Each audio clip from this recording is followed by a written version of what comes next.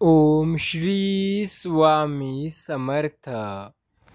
स्वामी म्हणतात, बाळा, तुझं आयुष्य येत्या 4 मिनिटामध्ये एका वेगळ्या स्तराला जाणार आहे. तुझं आयुष्य आता पहिलेप्रमाणे राहणार नाही. तुझं सर्व काही आता बदलणार आहे. तुला आमच्याकडून ज्या चमत्काराची अपेक्षा होती, तो चमत्कार लवकरच तुझ्या जीवनात घडणार आहे. माझ्या बाळा, आता तू काळजी करू नको. आता सर्व काही बदलत आहे.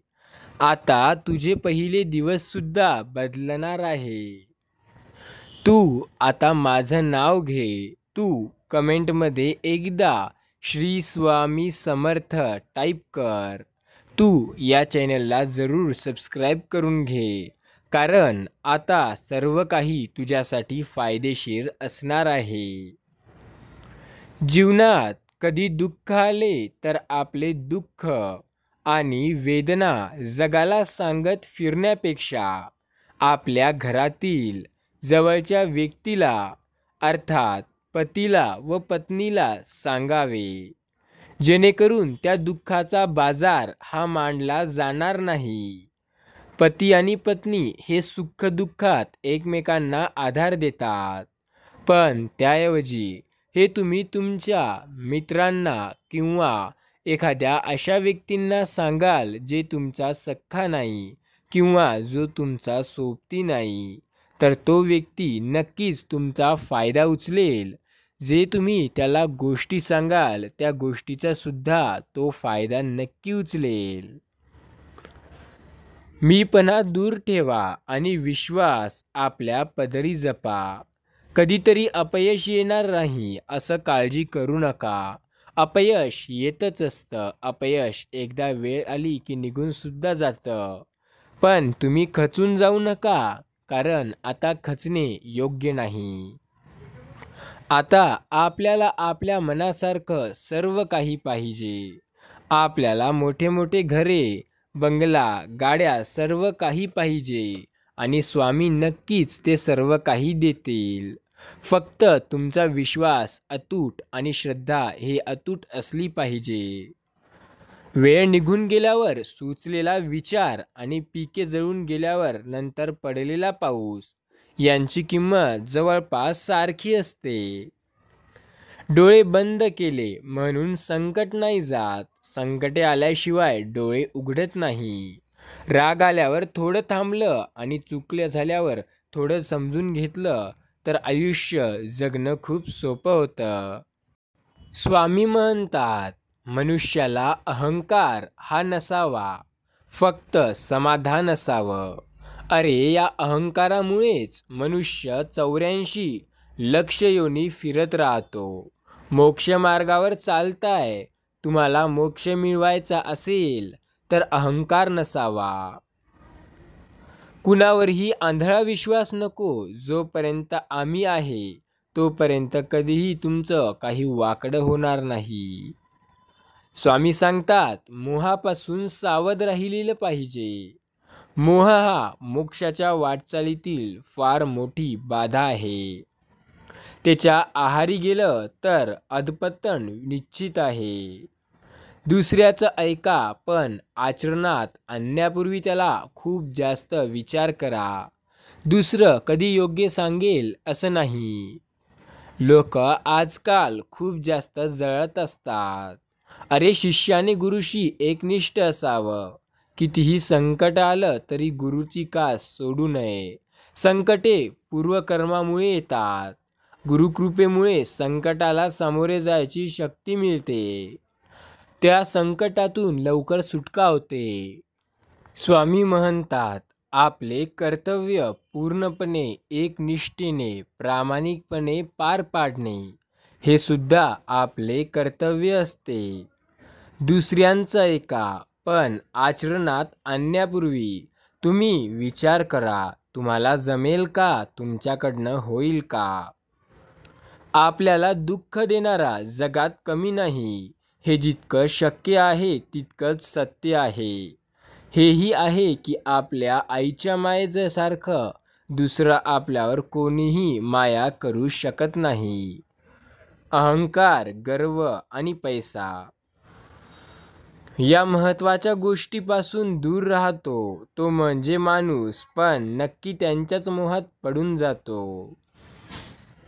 उपवास हा नेहमी अन्नाचाच का करावा? कधीकधी वाईट विचारांचाही करावा, कधीकधी उपवास अहंकाराचाही करावा, कधी उपवास मीपणाचाही करावा. जेव्हा तुम्हाला तुमच्या आयुष्यात स्वामींची गरज असेल तेव्हा तुमच्यासाठी ते नक्की धावत येतील. तुमची खरीखुरी श्रद्धा ही योग्य ठिकाणी असेल तर पाषाणालाही देवत्व येतं. आयुष्यात तुम्ही किती आनंदी आहात हे मुळीच महत्त्वाचं नाही, तुमच्यामुळे किती जण आनंदी आहेत हे जास्त महत्त्वाचं आहे. नको होऊ रे उदास, मी आहे तुझ्या आसपास. डोळे बंद करून बघ, घे आठवण, मी तर आहे तुझा विश्वास.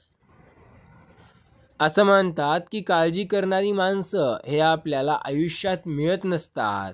आपली काळजी करणारी व्यक्ती, माणसे मिळायला भाग्य लागत असते. पण अशी माणसे आपल्याला मिळालेली आहेत हे समजायला अधिक भाग्य लागते.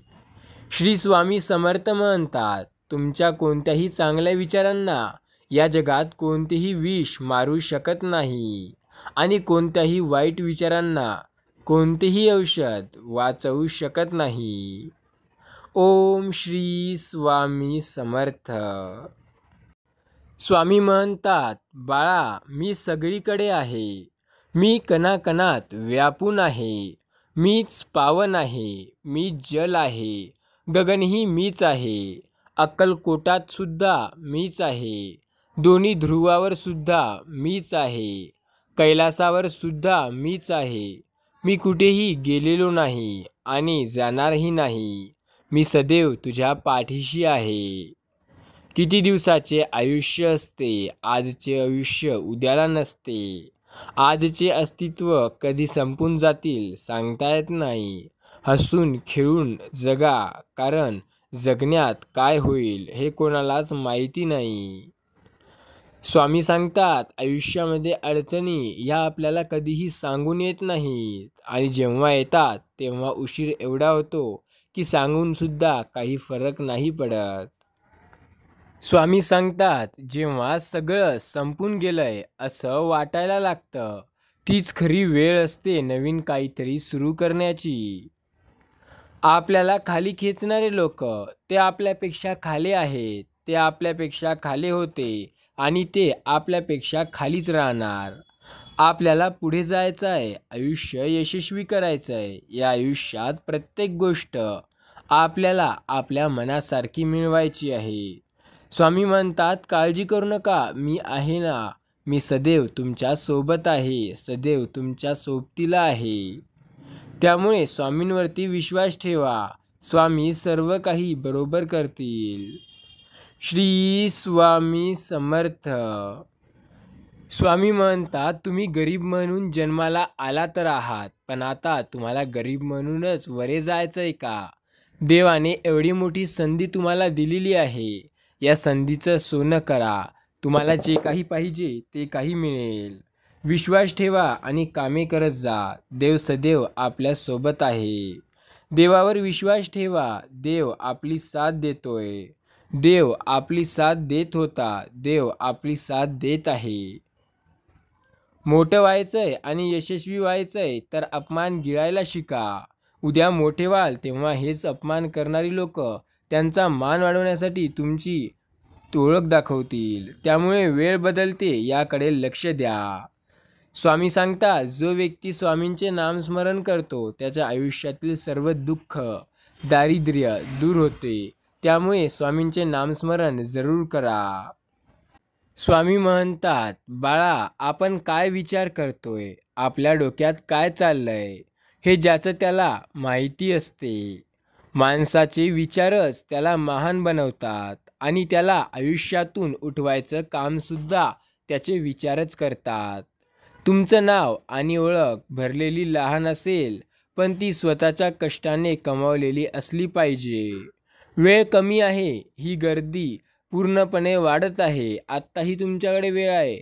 त्या गर्दीत जाऊन पटकन आपले कामं करून घ्या. ज्याला वाटतं की जे लोक मेहनत करतात, कष्ट करतात, ते आयुष्यात यशस्वी होऊ शकत नाही, तर हा फक्त लोकांचा गैरसमज आहे. बाकी तर मेहनत केल्याशिवाय काहीच होऊ शकत नाही. तुम्हाला काहीही करायचं असेल तर आधी मेहनत करायला शिका. त्यानंतर ते नक्की सक्सेस होईल. काहीतरी मोठा विचार करा. उत्तर कोणाच्या आधी कधीच कोणाला देऊ नका. तुम्ही जे काही तुमचे स्वप्न ठरवता ते कधीच कोणाला सांगू नका.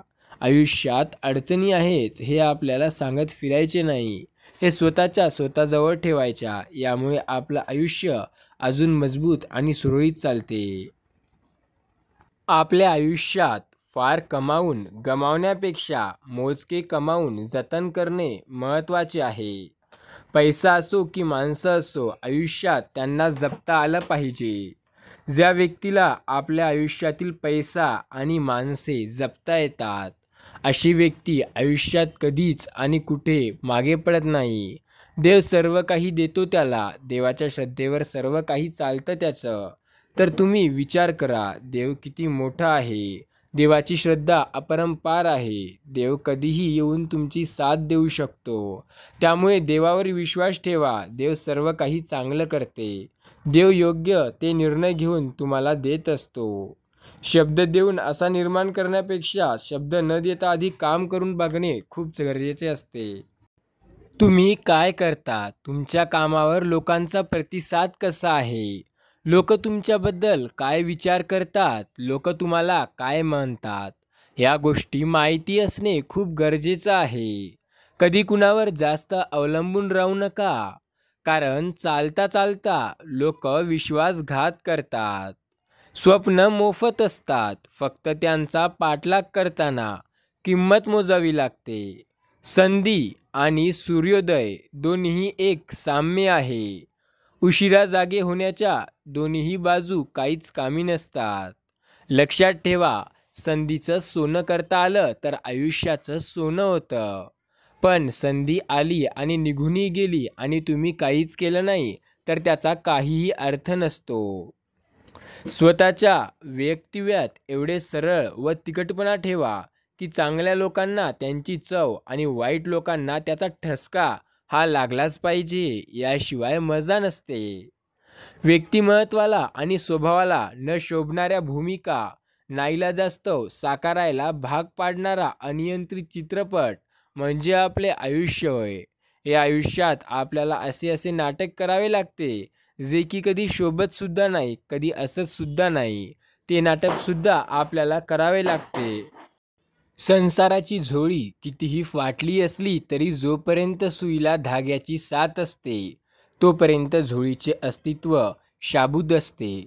अर्थात जोपर्यंत पती पत्नी सोबत राहतात तोपर्यंत तरी ते संसाराची झोळी चांगली असते. पराभवाची भीती कुणीच बाळगू नये. एक मोठा विजय आपले मनातील सर्व पराभव पुसून टाकू शकतो. विजय महत्त्वाचा असतो. स्वतःच्या मनावर इतका ताबा आपल्याला असायला हवा की परिस्थिती कितीही वाईट असली तरी नेहमी स्वतःबद्दल आणि इतरांबद्दल चांगला विचार करता आला पाहिजे. विश्रांतीची किंमत कळण्याकरिता आधी कष्टाचे महत्त्व कळले पाहिजे. कारण कष्ट आपल्याला विश्रांतीची किंमत सांगतो. खरं नातं एक चांगल्या पुस्तकासारखं असतं. ते कितीही जुनं झालं तरी त्यातील शब्द कधीही बदलत नाहीत. लक्षात ठेवा, आपले आयुष्य एक असे चक्र आहे जे सारखे फिरत राहते. आज कसे तर उद्या कसे. संत आणि वसंत यामध्ये एक साम्य आहे. जेव्हा वसंत येतो तेव्हा प्रकृती सुधारतो आणि जेव्हा संत येतो तेव्हा संस्कृती सुधारतो. ज्यावेळी आपण इतरांमध्ये चांगला पाहण्याचा प्रयत्न करतो त्यावेळी नकळत आपल्यामध्येही चांगलं पाहण्याची सुरुवात होते. तुमच्याकडे जे आहे त्याबद्दल कृतज्ञ राहा आणि तक्रार करणे थांबवा.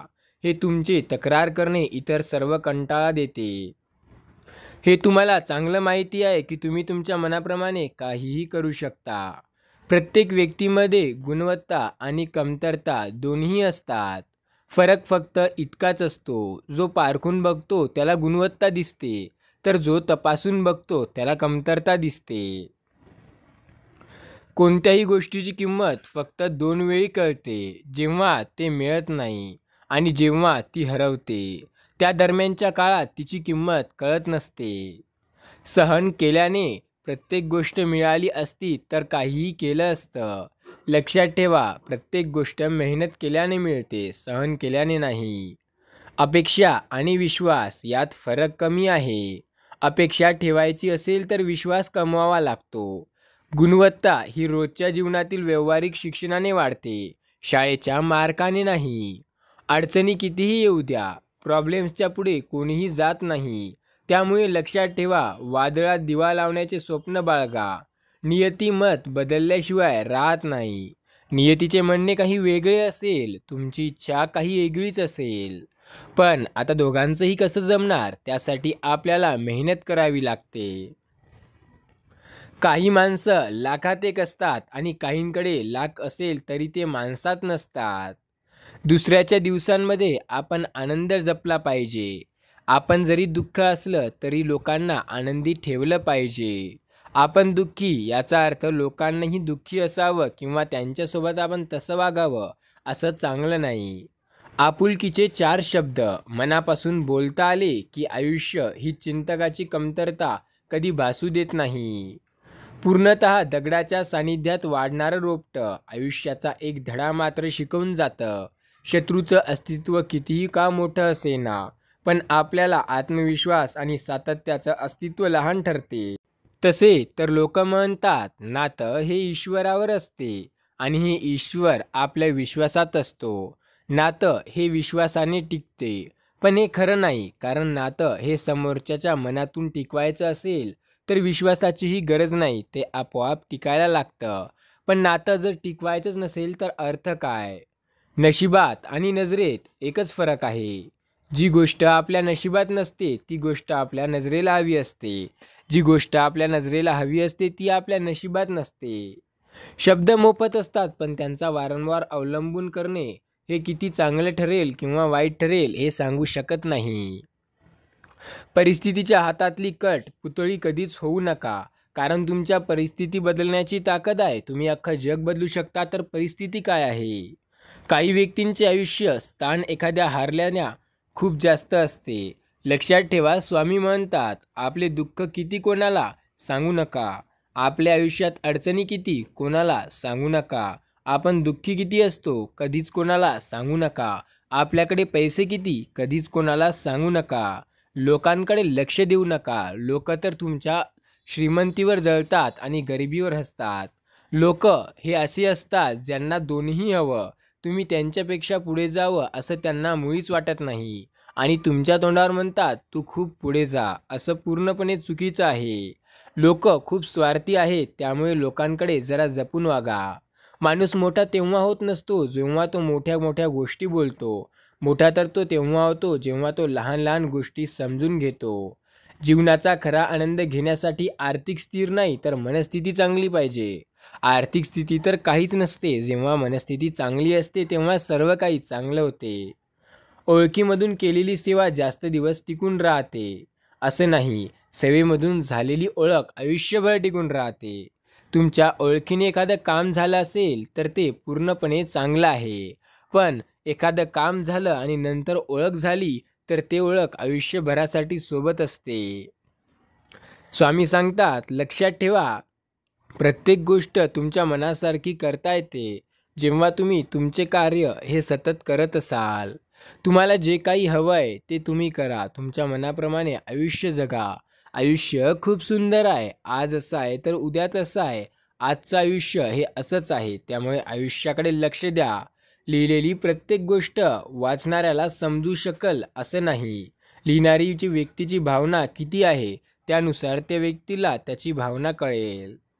जीवनात जर शांतता हवी असेल तर दुसऱ्यांशी वाद घालण्यापेक्षा स्वतःला बदला घेऊन बघा. स्वतःला थोडा बदल घडवा. स्वतःमध्ये एक सर्वात महत्त्वाची गोष्ट म्हणजे बदल आणा. बदल कसा येतो? बदल आपल्या वागण्यात काही बदल झाला तर नक्की निर्माण होतो.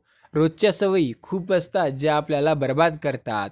त्यापैकी काही मोजक्या जरी सोडल्या तरी आयुष्याचं सोनं व्हायला वेळ लागत नाही. मोजक्या सवयी म्हणजे पहिली सवय आळस टाळणे. आळस आला तर त्या आळसाला टाळायचे असते. आळसाला आपल्यावर हावी होऊ द्यायचे नाही. दुसरी गोष्ट म्हणजे व्यर्थ चिंता. व्यर्थ चिंता नाही केल्याने आयुष्य खूप सुंदर आहे हे कळतं. आणि तिसरी आणि महत्त्वाची गोष्ट म्हणजे प्रत्येकावर डोळे बंद करून विश्वास ठेवणे. विश्वास ठेवा, कामे करा, आयुष्य जगा, पण प्रत्येकावर डोळे बंद ठेवून विश्वास करणे पूर्णपणे चुकीचे आहे.